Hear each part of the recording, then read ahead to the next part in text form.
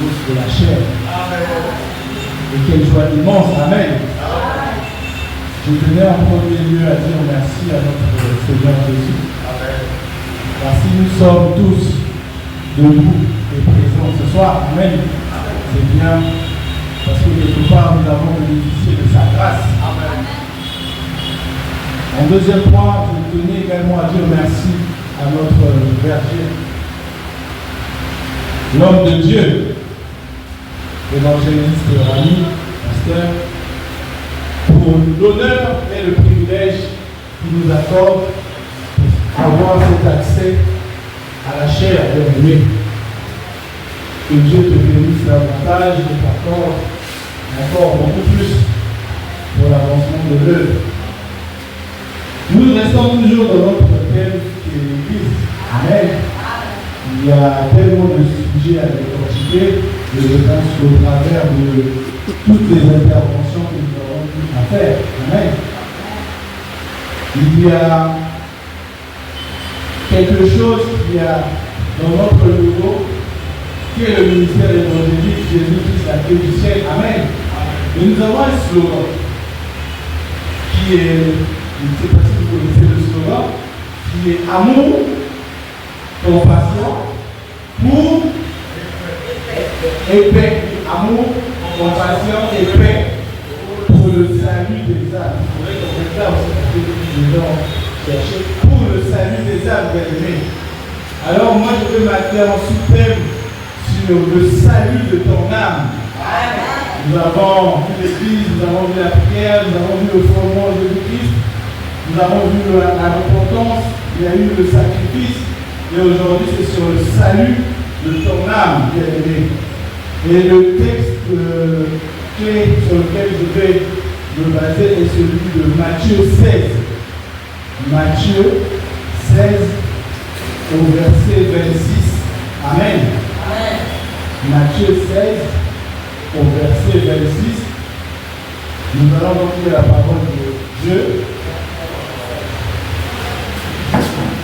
Et que servirait-il à un homme de gagner tout le monde s'il perdait son âme? Ou que donnerait un homme en échange de son âme? Amen. Et que servirait-il à un homme de gagner tout le monde s'il perdait son âme? Ou que donnerait un homme en échange de son âme? Voilà. Bien-aimé, je viens vous parler de l'une des choses les plus précieuses que l'on dispose. Bien-aimé, la chose la plus précieuse que tu disposes n'est pas un bien matériel. Ce n'est pas la maison que tu as construite, ou la voiture que tu possèdes, ou les bijoux que tu as, ou tes vêtements, ou le paraître, ou l'image que tu donnes, bien-aimé. Parce que tout ceci disparaîtra. Amen. On a connu des hommes puissants pour ne rester fixes dans ce pays qui ont eu des biens énormes, immenses, des immeubles, des femmes, des enfants. Mais tout ceci n'est que vanité de vanité. Tout ceci n'est que vanité de vanité. Il n'y a rien de plus important que le fait de se soucier de son âme. Parce que tout ce que j'ai pu citer comme voiture, comme bien, comme vêtements, comme bien matériel pour englober, est temporaire pour nous. C'est temporaire, tout disparaîtra. Amen. Amen. Mais ton âme vivra éternellement. Ton âme vivra éternellement. Alors, Dieu s'intéresse aujourd'hui, ce soir, d'ailleurs, à l'état de ton âme. Amen. L'état de ton âme. Il y a une question qui me vient, disons, où ira ton âme si tu meurs ce soir? Pose-toi la question en tant que chrétien. On a tous eu dans notre parcours un ami, un proche, un parent qu'on a pu voir la veille ou même au cours de la journée et juste après, apprendre qu'il est décédé. Amen. Imaginez un tout petit peu la vie avec cette personne qui était dans la débauche, qui vivait une vie pas très commode, qui s'en est allé ainsi. On est conscient de ce qu'il menait. Mais qu'avons-nous fait pour le ramener à la maison? Il y a alors une phrase que beaucoup de chrétiens disent: nous allons prier pour le repos de son âme, ou pour le salut de son âme. Amen. Mais ce que vous le faites après. Vous êtes conscient de la vie qu'il menait et vous voulez prier pour le salut de son âme. Alors je veux que tu te mettes à la place de cette personne qui est décédée et que tu fasses comme si c'était toi. Vois la vie que tu mènes aujourd'hui et repose-toi la question. Où irais-tu, où iras-tu si tu mourais ce soir? Est-ce que ce que tu vis, la façon dont tu vis, correspond à la manière dont notre Seigneur Jésus a vécu? Est-ce que la manière dont tu vis honore son sacrifice divin qu'il a eu à faire? Je voudrais que tu te poses la question. Alors nous allons, comme d'habitude, décortiquer, essayer de comprendre le salut. Qu'est-ce que le salut? Et je vais ajouter des points pour que nous puissions développer, décortiquer. Alors, étymologiquement parlant, le salut vient du latin salus, S-A-L-U-S, qui signifie sécurité. Donc le salut vient du latin, qui signifie sécurité, délivrance et vie bien-aimée. Amen. Le salut désigne la libération de l'homme du péché et de ses conséquences. Bien-aimé, le salut est la partie éternelle, spirituelle. Parce qu'on vit ici-bas. La façon dont nous marchons, comment nous vivons, aura des répercussions sur notre salut en au-delà. Amen. Toi qui te dis, je n'ai jamais chié, je n'ai jamais fait pire que ce que fait cette personne. Amen. Mais souviens-toi que Paul a tué. Paul a persécuté les chrétiens. Amen. Mais il a bénéficié du salut de Christ. Amen. Ce qui veut dire que le salut, quand on parle de sécurité, dans le salut, c'est la sécurité de ton âme. Amen.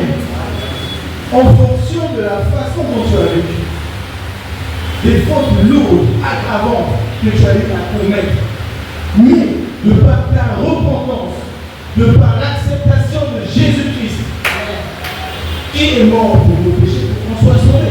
Il n'est pas mort pour qu'on continue et que cela reste ainsi. Il est mort pour qu'on soit sauvé. Et une manière pour être sauvé, c'est d'avoir le salut de son âme. Donc ton âme est sécurisée par l'Éternel. Amen. Il est la délivrance. Le salut délivre du péché et de la condamnation. Imaginons une seconde où tu as eu à tuer quelqu'un. Tu portes son sang, les pleurs de plusieurs orphelins, des veuves. Tu es donc condamné.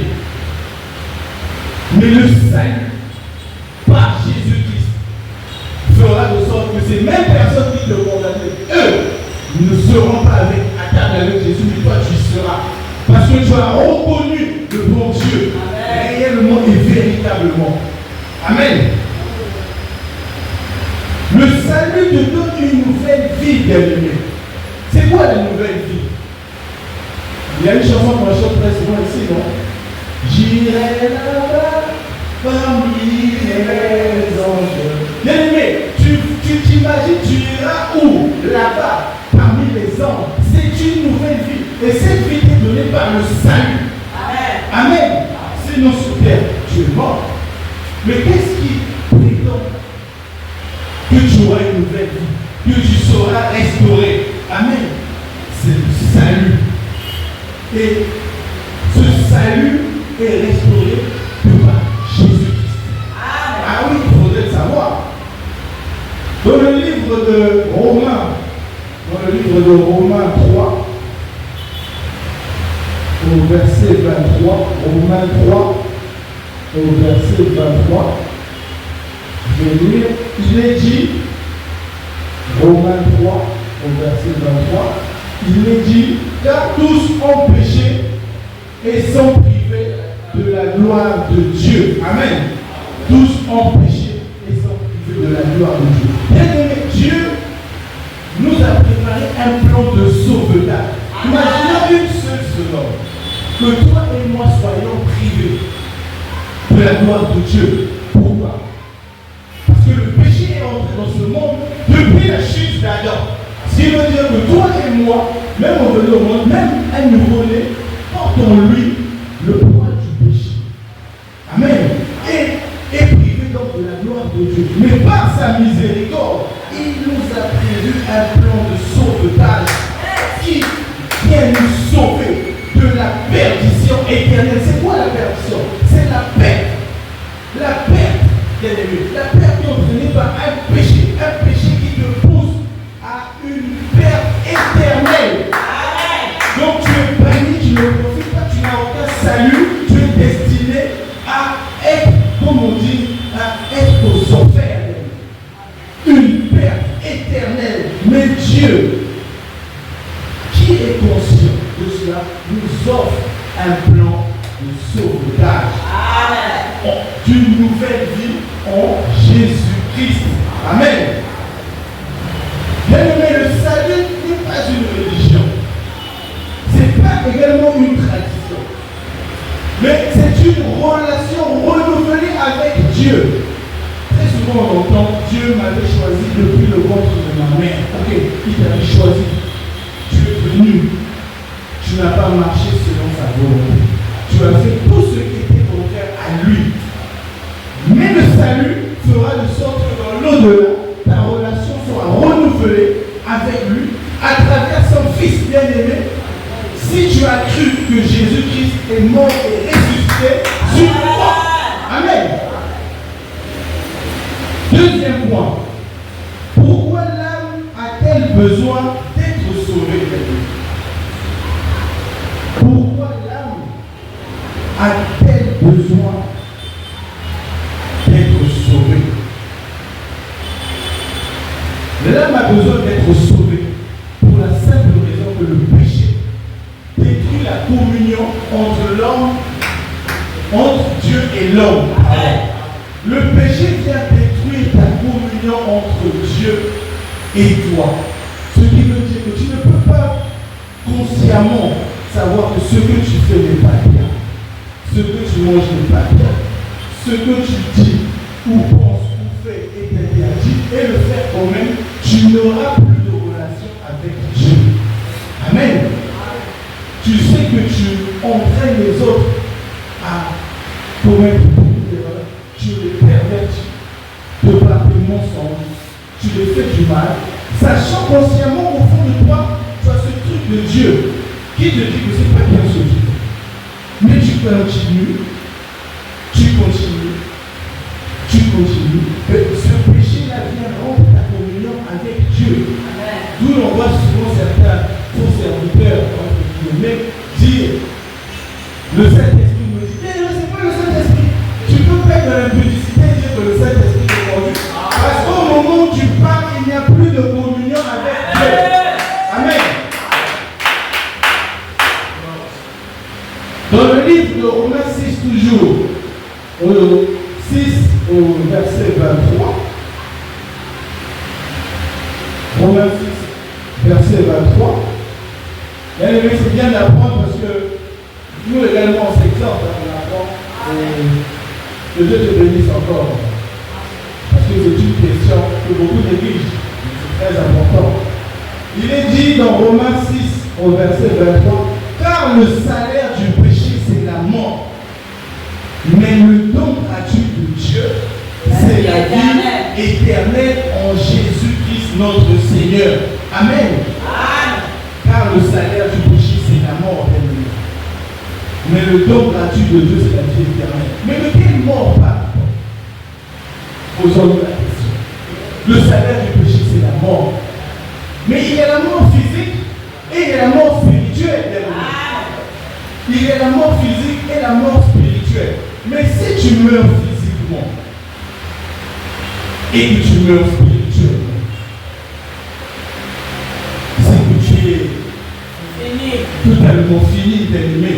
Parce que mourir aussi spirituellement, c'est la séparation totale avec Dieu. Parce que Dieu te laisse encore ce plan de sauvetage, même en mourant physiquement, en traversant le royaume des ténèbres, mais de par ta repentance, de par ce fondement réel que tu as placé en tant que Jésus-Christ, comme on l'a vu, spirituel, physiquement tu es mort, mais spirituellement tu renais pour l'éternité. Amen. Pour l'éternité. Tu peux, comme on dit, pour avoir une apparence extérieure, les femmes, les hommes, avec tout ce qui va avec, amen. Une belle situation, avoir un gros salaire, mais ce n'est pas ce qui fera que tu auras la vie éternelle, bien-aimé. Ce n'est pas ce qui fera que tu seras sauvé, bien-aimé. Ce n'est pas ce qui fera que tu vives, bien-aimé. Car tu es mort spirituellement. Si en toi il n'y a pas Jésus-Christ, tu es mort spirituellement. Et je vous exhorte à ne pas atteindre cette dimension-là. Bien-aimé, le péché tue spirituellement.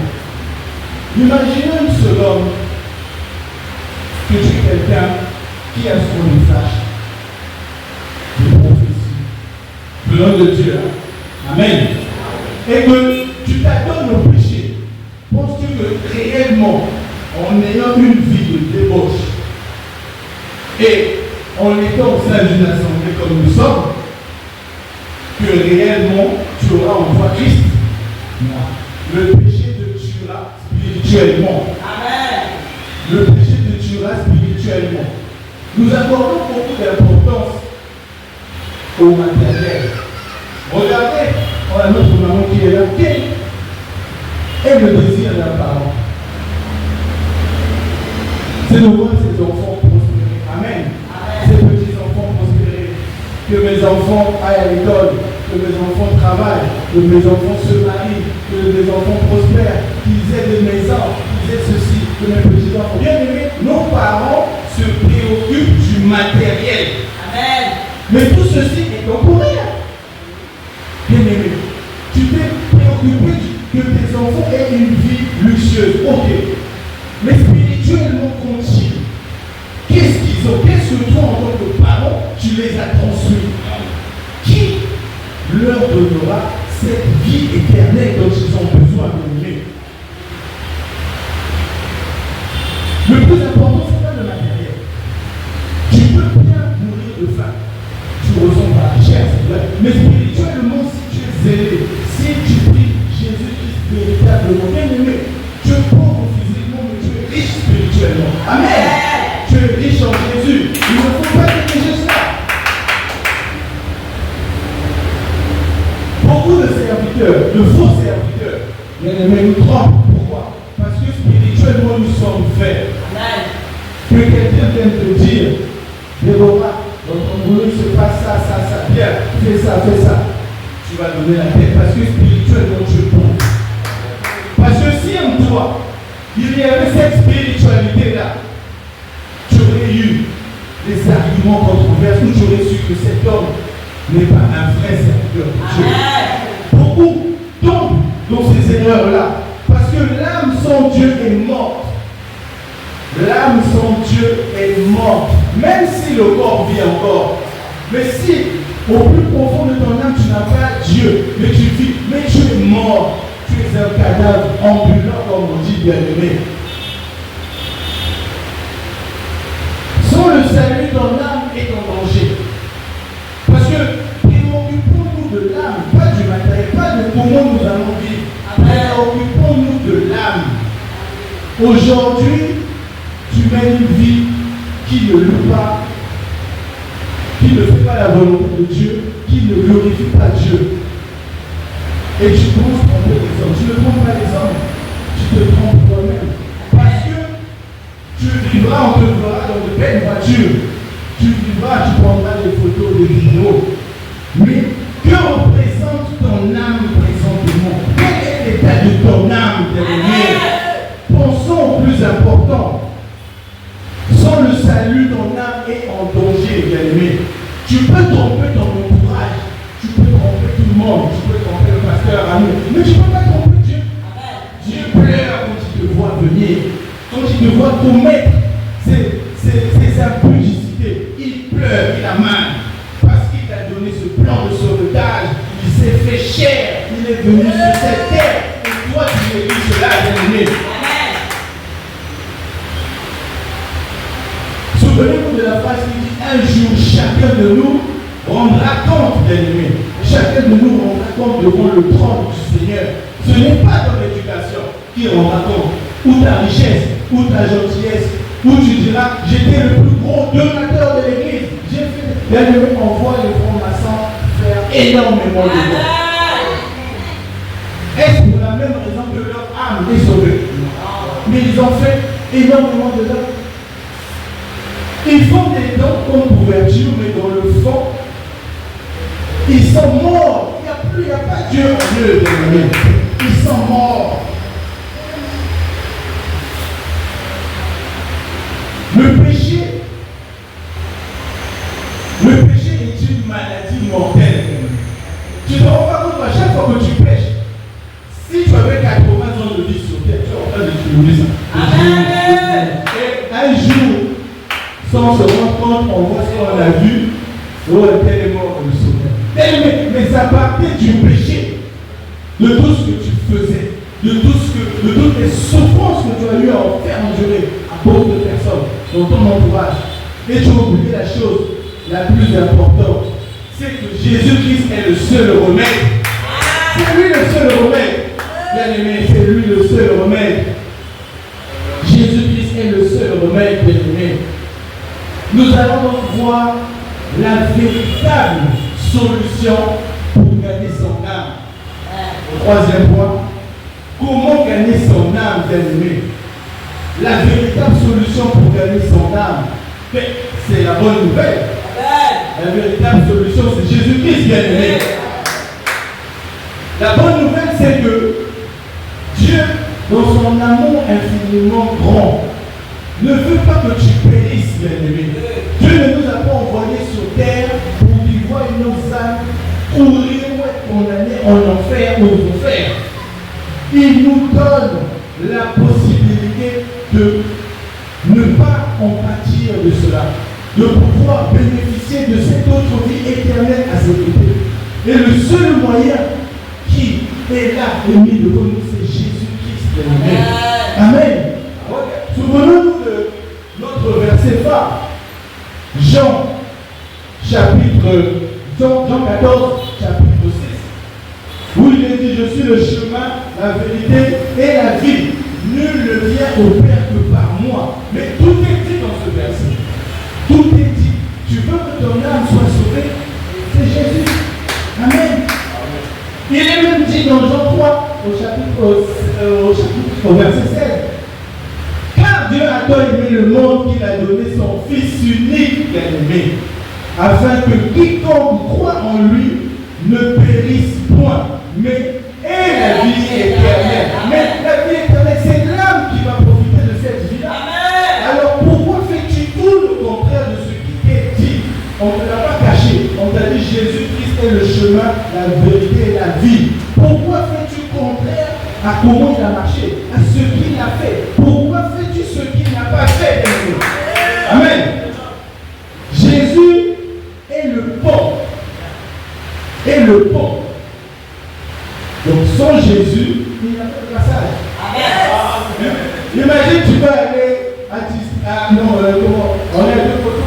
On est entre le Atiki, on veut venir à Picou, il y a un pont là. Mais imagine, il n'y a pas de pont. Comment tu vas aller de l'autre côté?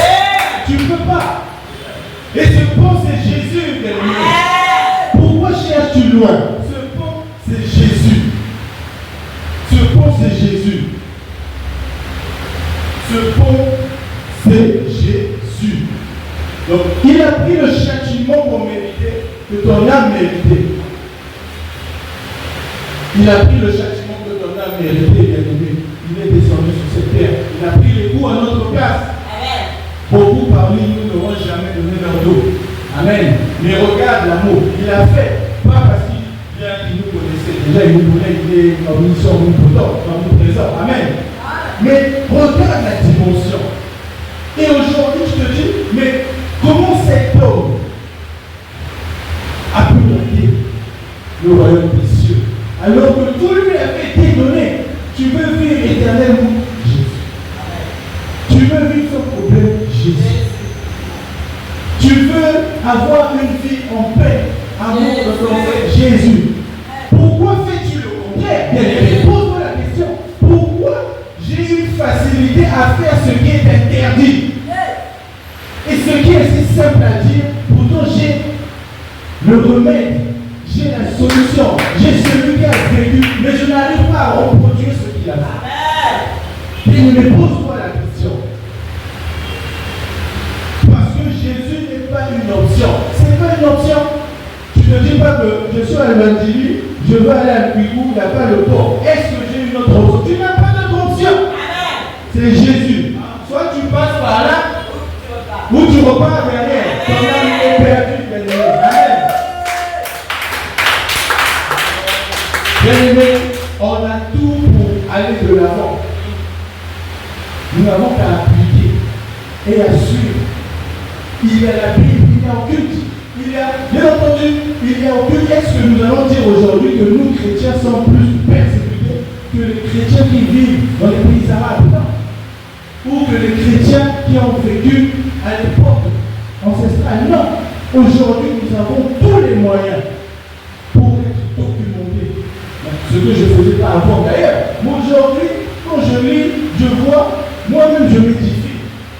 Et je comprends, je dis, mais attends, mais comment t'édifier, comprendre et mettre encore le pied dans le péché? C'est difficile. Tu le lèves, bien aimé. Quand le diable vient vers toi pour essayer de te rendre captif du péché, mais tu as tous les arguments. Cette parole de vie, c'est une parole de vie. Ce n'est pas une parole de mort, bien aimé. Alors, notre quatrième point, comment recevoir le salut? Comment recevoir le salut, bien-aimé? Comment recevoir le salut du quatrième point? Bien-aimé, le salut ne s'obtient pas par les œuvres de charité, par les œuvres de tout genre, ni par la religion. Oh, je suis catholique, oh, je suis ceci, oh, je suis musulman. Bien-aimé, ce n'est pas pour une religion que tu auras le salut, bien-aimé, ni par les traditions. Ce n'est pas pour ces raisons que tu auras le salut. C'est comme je disais, le salut s'obtient grâce à la foi en Jésus-Christ. Amen. Amen. C'est grâce à Jésus-Christ que nous sommes sauvés. Et c'est grâce au moyen de la foi, bien-aimé. Comment recevoir le salut? Premier point. Tu dois reconnaître que tu es un pécheur. Amen. Bien-aimé, c'est la première chose la plus simple. C'est de reconnaître ton péché. Reconnaître ton péché, reconnaître que tu es un pécheur. Il est dit dans la parole de vie qu'il y a plus de satisfaction, de joie dans les cieux quand un pécheur se repentit. Amen. Le juste est juste, mais dans les cieux, ça brille. Il y a la joie quand on sait que Franck, qui était un pécheur, s'est repenti. Amen. Il n'y a donc pas de honte à reconnaître son péché devant Dieu. Parce qu'il voit tout. Dieu sait ce que tu fais. Ce que tu dois nous cacher. Où tu es. Dieu sait ce que tu fais. Alors pourquoi auras-tu honte de reconnaître que tu es un pécheur? Amen. Amen. Tu auras honte du pasteur, tu auras honte de l'homme. Mais est-ce que tu vas te préoccuper de ce que les hommes pensent que de ce que Dieu pense? Pose-toi la question. De repentir donc sincèrement devant Dieu. Pas une repentance factuelle où j'aime cette anecdote. Surtout pour les femmes. Tu viens de repentir. Je dis n'importe quoi. Tu as connu, on va dire, 100, 50 ans dans ta vie. Quand tu viens de repentir, tu dis dis non, j'en ai connu que 10, j'en ai connu que 20. Ta repentance dépend de cet homme à qui tu mens ou bien de Dieu. Parce que Dieu connaît le nombre exact. Il pourra te les présenter et te dira, quand je t'ai donné l'opportunité de te repentir, qu'as-tu dit? Pardon. Donc même en te repentant, tu mens. Mais est-ce que tu crains? Est-ce que tu veux le salut de ton âme ou tu veux la perte de ton âme? Parce que si tu veux la perte de ton âme, tu ne peux pas profiter à un moment où dans les cieux il y a de la joie, on attend. Oui, Daniel va se repentir et Daniel vient, il ment. Amen. Tu te moques de qui? Bien-aimé. Croire que Jésus est mort et ressuscité pour toi. Il y a beaucoup qui disent, je crois que Jésus est mort et ressuscité. Mais croire véritablement, parce que ce n'est pas juste une phrase simple. Quand tu crois véritablement que Jésus est mort et ressuscité, pour que toi tu sois sauvé, bien aimé, ça te donne une force. Et cette force va te faire de sorte que tu ne retombes pas dans le péché. Parce que tu as cru. Si Jésus-Christ lui-même s'est fait, si Dieu s'est fait chair, est venu ici-bas pour que l'on soit tous sauvés. Non. J'avais dit que je n'allais plus aller traîner dans le VP. Non. Ah non, je ne vais plus. Réellement, c'est comme ça que ça doit se répercuter dans ta vie. Parce que tu es conscient du sacrifice de l'ennemi. Lui confier ta vie, confier sa vie à Dieu. Marcher dans l'obéissance de la parole. Ce que te dit la parole, fais-le. Ce que ne te dit pas la parole, ne rajoute rien, ne retranche rien. Mais ce qui t'est interdit, on a la chance de savoir ce qui n'est pas bien et ce qui est bien. Mais on fait toujours ce qui n'est pas bien. Pose-toi la question. Qu'est-ce qui t'anime? Parce que tu le fais aujourd'hui, tu as envie. Mais si on te montrait 10 ans, 5 ans, ce qui va t'arriver, tu n'allais pas le faire. Si on te montrait que dans 5 ans, en vivant comme ça, tu perdras tout, tu seras au chômage. Tu n'auras plus rien. Mais si tu évites de marcher comme ça, regarde, je dis d'accord, tu ne tomberas pas, l'ennemi. Mais pourquoi attendre que cela te soit dit si tu as au fond de toi cru que Jésus-Christ est bon et ressuscité pour que tu sois sauvé, l'ennemi? C'est un problème. Et beaucoup de chrétiens vivent comme ça. Je viens, Dieu est riche en bonté et lent à la colère. J'ai péché, je vais demander pardon. J'ai péché, je vais demander. Mais quel est le fondement? Tu pêches toujours. Mais au fond de toi, est-ce que tu as vraiment reconnu Jésus-Christ? Parce que Jésus, quand il s'est sacrifié, la douleur, il a pleuré. Bien aimé, je pense pas que quand il a fait, il s'est dit que demain je vais pécher. Non. Parce que lui-même n'a jamais péché. Il a sorti tout ça pour nous, tout ce poids pour nous. Et mets-toi un peu une minute à la place. Tu viens, tu te repens. Dès que tu sors, le lendemain tu retombes. Ce qui veut dire qu'il n'y a aucun fondement. Parce que s'il y avait un fondement réel, c'est difficile de retomber quand il y a un fondement réel. C'est comme un homme qui trompe sa femme. S'il y a un véritable fondement, penses-tu qu'il va tromper sa femme? Voilà. Mais s'il trompe, consciemment il sait ce que j'ai fait est mal. Il supporte une semaine, un mois, et il retombe. Moi je vais faire, je dis sous la chair, on ne ment pas. Mais dans le fond, il n'y a aucun fondement. Parce que s'il y avait un fondement, le Daniel que je suis aujourd'hui, j'aurais eu les arguments pour combattre cette pensée absurde démoniaque qui me pousse à commettre ce que Jésus-Christ interdit de faire. Amen. Donc il n'y avait pas de crainte en moi. Et beaucoup de chrétiens sont comme ça. Ils marchent en négligeant la crainte de Dieu. Parce que la crainte peut éviter beaucoup de maux, bien-aimés. Si tu confesses de ta bouche le Seigneur Jésus et tu crois au fond de toi, au fond de ton cœur, que Dieu l'a ressuscité, seras sauvé. Il faut croire. Il y a une phrase aussi que j'aime beaucoup, on dit souvent le salut est personnel. Le salut est personnel. Mais imaginez un couple où règne la discorde, où l'un ment, l'autre est juste, l'ennemi. Mais les deux sont mariés, ils forment un. Mais on vous dit le salut est personnel. Si c'est l'homme qui ment et qui maintient son mensonge, qui maintient sa faute, l'ennemi il sera surpris que sa femme soit sauvée et lui non. Amen. Alors qu'à la base, il formait une seule chair. Le salut est personnel, l'ennemi. Prends conscience, le salut est personnel. Et personne ne va recevoir le salut à ta place. Amen. Si tu ne te conduis pas comme il se doit, si tu ne respectes pas les principes et les préceptes de l'ennemi. Le salut n'est pas automatique. Il n'y a personne au monde qui soit né avec une conviction d'avoir un salut automatique ou déjà, comme on dit, d'être juste. On est tous nés porteurs du péché de l'ennemi.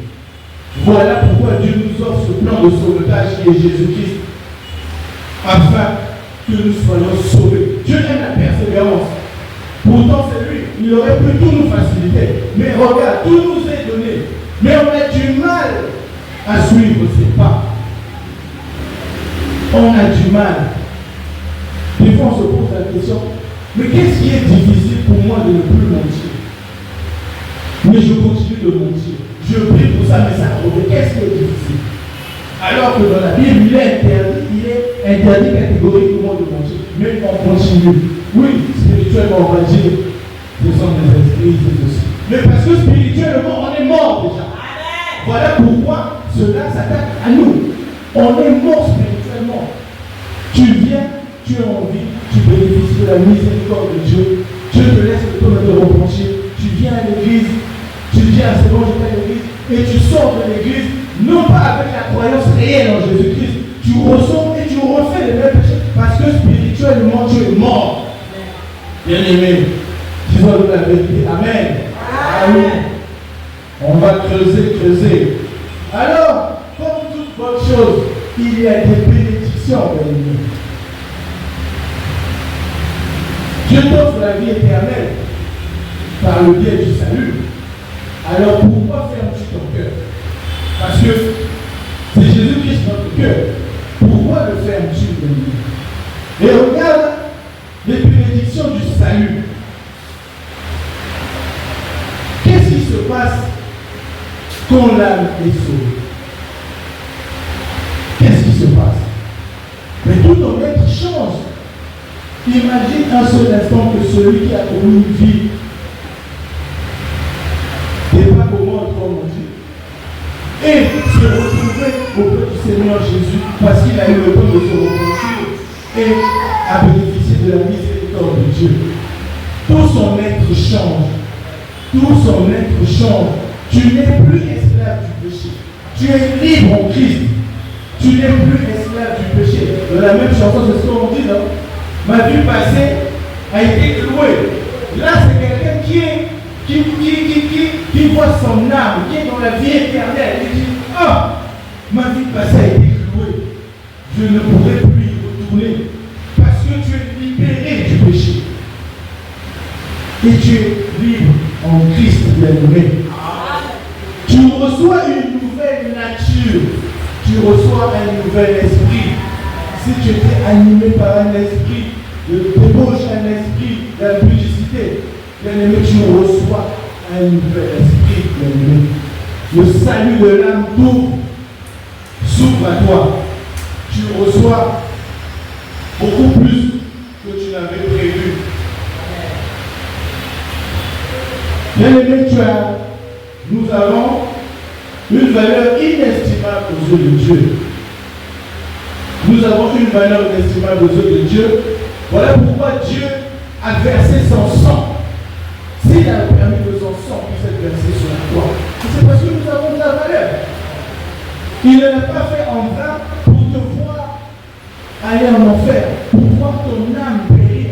Parce que le plus grand des péchés, comme je le disais, c'est quoi? Des fois on se dit, est-ce que c'est le mensonge? Est-ce que c'est le vol? Est-ce que c'est la publicité?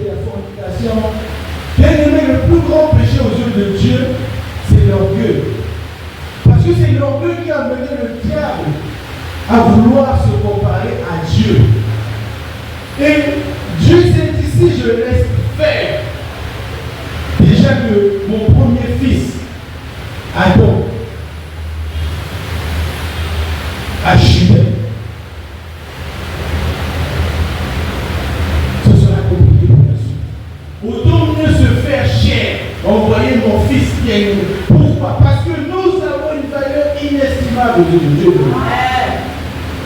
Il a été crucifié.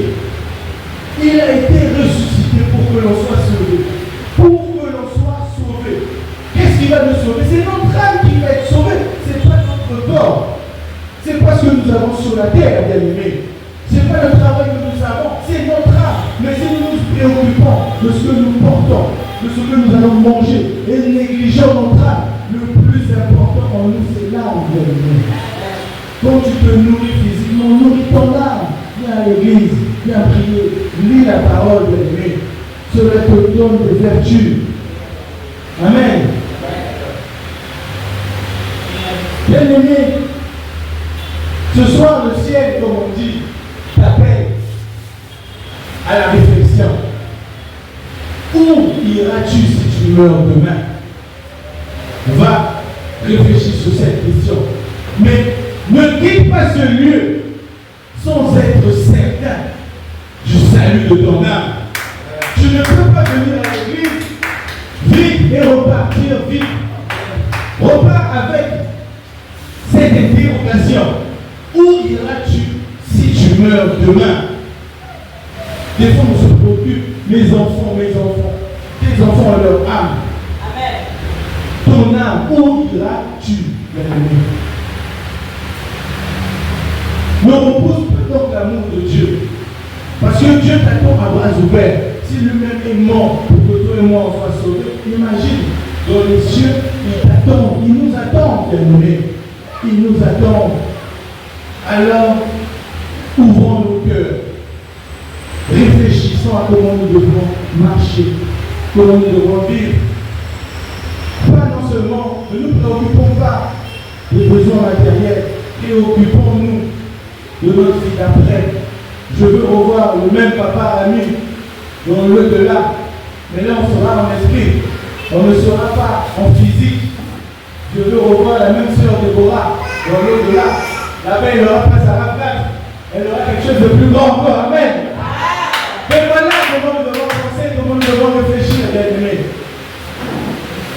Reconnaître son péché. Reconnaître ses erreurs. Reconnaître que Jésus-Christ est mort et ressuscité pour que l'on soit sauvé, pour que une fois ensemble avec le Christ, que nous ayons la vie éternelle, que nous profitons, bien aimés. Ouvrons nos cœurs. Ouvrons nos cœurs. Voici le message que je voulais vous partager ce soir. Merci. Je vais appeler notre papa pour que vous puissiez faire un petit peu de joie. Merci. Seigneur, pas de vous. Alléluia. Waouh. Acclame encore pour le Seigneur. Bien-aimé, ce genre de parole, beaucoup des églises ne prêchent plus cela. Tu peux t'asseoir. Et l'église a oublié sa mission. Alléluia. La mission de l'église, c'est de te dire, repens-toi car le royaume des cieux est proche. Alléluia. Bien-aimé, Jésus revient bientôt. Ce n'est plus pour longtemps. Imaginez comptons les nombres de morts par jour. Et vous allez comprendre. Hier encore, pour voir à la mort 50 personnes, c'était difficile. Mais aujourd'hui, il y a des enterrements qui partent jusqu'à 200 et quelques corps. Alléluia. Et donc, comme a prêché et enseigné l'homme de Dieu tout à l'heure, quitte à nous de prendre conscience. Et vous remarquez que tout ce que la Bible a dit se manifeste. Le retour de Jésus est proche. C'est vrai que nous ne connaissons ni le jour ni l'heure. Mais la grâce qu'on a en tant que chrétien, c'est qu'il nous avait déjà donné les signes qui montrera que le temps est proche. Alléluia. Écoutez bien aimé, la venue de Jésus, c'est comme une femme enceinte. L'échographie peut dire qu'elle mettra au monde, mais l'échographie ne donne pas totalement le jour exact. Si vous remarquez, l'échographie donne entre le 22 et le 27. Ça dit à l'axe, il y a des moments où ça arrive avant. Il y a des moments où ça arrive au milieu de ces chiffres. Des fois, ça va au-delà. Alléluia. Et donc, c'est pour dire, soyons prêts à chaque instant. Oui, laissons d'abord ce côté, mais regardons notre vie. Il peut aussi arriver que tu dors ce soir et tu es parti pour demain. Quelle est la vie que tu as? Quelle est ta relation avec le Seigneur bien-aimé? Cette parole m'a encore touché. Et ça m'a encore rassuré qu'il faudrait que je sois prêt et prudent. Bien-aimé, le Christ revient. Mais avant que le Christ puisse revenir, il y a aussi la mort qui te guette. Et donc, fais attention. Vous savez qu'aujourd'hui, quand dans une église où on parle de la mort, les gens se lèvent pour dire pasteur, il y a un esprit de mort. Non. Alléluia. Et c'est une chose qui est réelle, bien-aimé. La Bible dit un homme doit naître et après il mourra. C'est la seule solution. Personne ne restera ici sur cette terre. À toi, ça, non, ce qui est dit, tu mourras un jour. Mais après la mort, où tu vas aller? Alléluia. Bien-aimé, j'ai vu des témoignages des grands sorciers de ce monde se repentir. Ce homme-là, j'ai même la vidéo, il a avalé des couteaux, 7 couteaux collés. Il a avalé des serpents. Il était craint dans son pays. Le pays qu'on appelle le Togo. Le gars, on le respectait. Dès qu'il t'indexait comme ça, c'est fini pour toi. Mais le jour où il a croisé un faible qui n'avait même pas de voiture, cet homme était à pied, ils étaient à 3.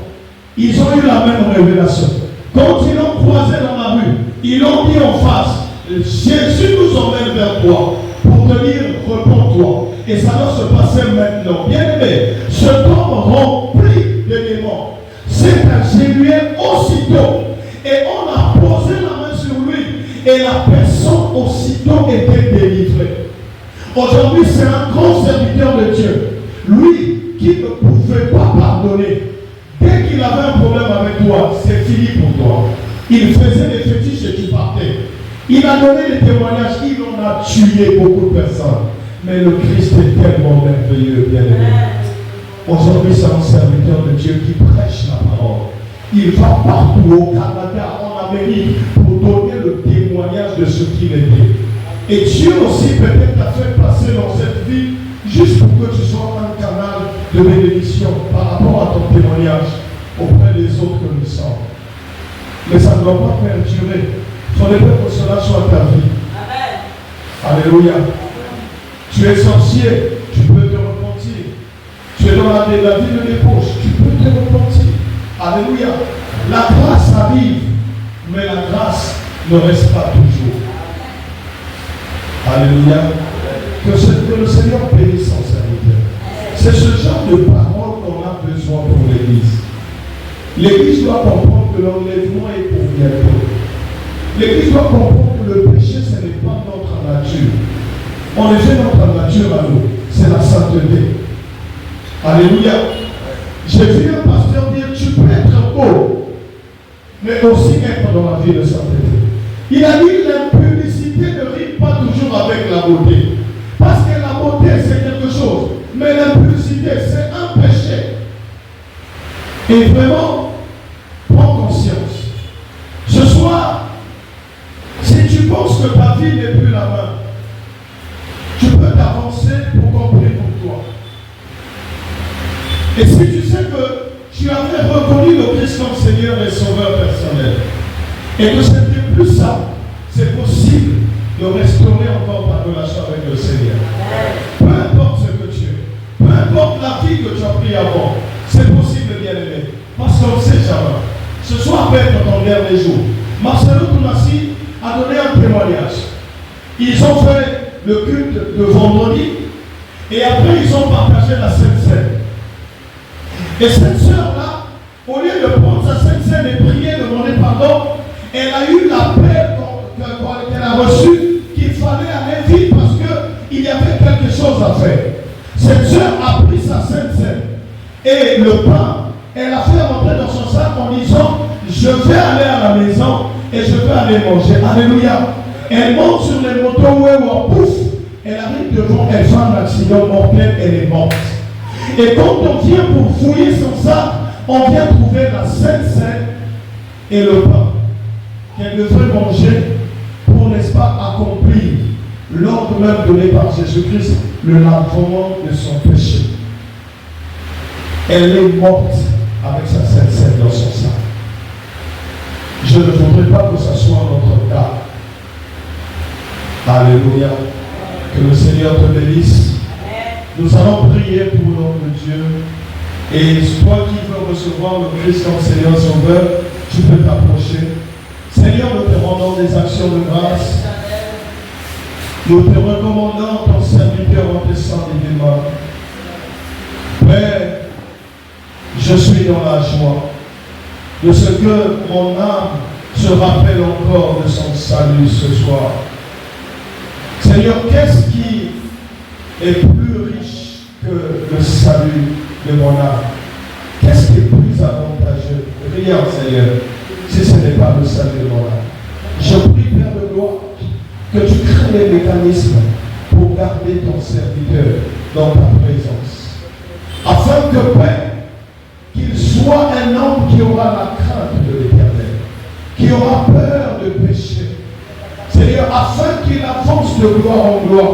Oui, Seigneur, même s'il faut le bénir, dans le monde, Père de gloire, que nous sommes, dans les finances, dans les véhicules, oui, Seigneur, c'est une bonne chose. Mais Seigneur, je prie que son âme soit sauvée. Je prie, Père de gloire, que toutefois qu'il voudra tomber, que l'âme, Seigneur, soit rappelée, Éternel, ton Père, à la vérité, par le Saint-Esprit. Seigneur, merci. Merci de prendre soin de ton serviteur. Merci de le remplir, Père de gloire, de ton amour et de ta crainte, Père éternel, afin que sa vie soit un exemple pour les autres et qu'il monte encore de gloire en gloire dans le nom puissant de Jésus. Seigneur, que cette partie d'enseignement, Père de gloire, puisse croître en lui, qu'il enseigne à travers, Père de gloire, la bouche de ton serviteur, que les âmes soient sauvées. Au nom de Christ Jésus. Seigneur, je le sanctifie par ton sang. Je prie, Père de gloire, que toi qui pardonnes, Seigneur, s'il y a d'autres débris de péché qui s'incarnent quelque part, que cela soit délogé au nom puissant de Jésus. Que le salut de son âme soit en totalité avec toi, Christ, par le Saint-Esprit. Seigneur, merci au nom de Jésus-Christ. Oui, bien-aimé, tu vas élever ta voix de là où tu es. Tu vas dire à ton Dieu, Seigneur, je viens vers toi. Tel que je suis, avec mes péchés, Père de gloire. La Bible dit, venez à moi tel que vous êtes, mais ne demeurez pas comme vous êtes venus. Tu m'as dit, Seigneur, je reconnais que j'ai péché. Je reconnais, Père de gloire, que mon âme est en danger. Je reconnais que sans toi, Père de gloire, je suis perdu. Seigneur, regarde ce qui m'empêche d'être sauvé ce soir. C'est le mensonge, la cupidité,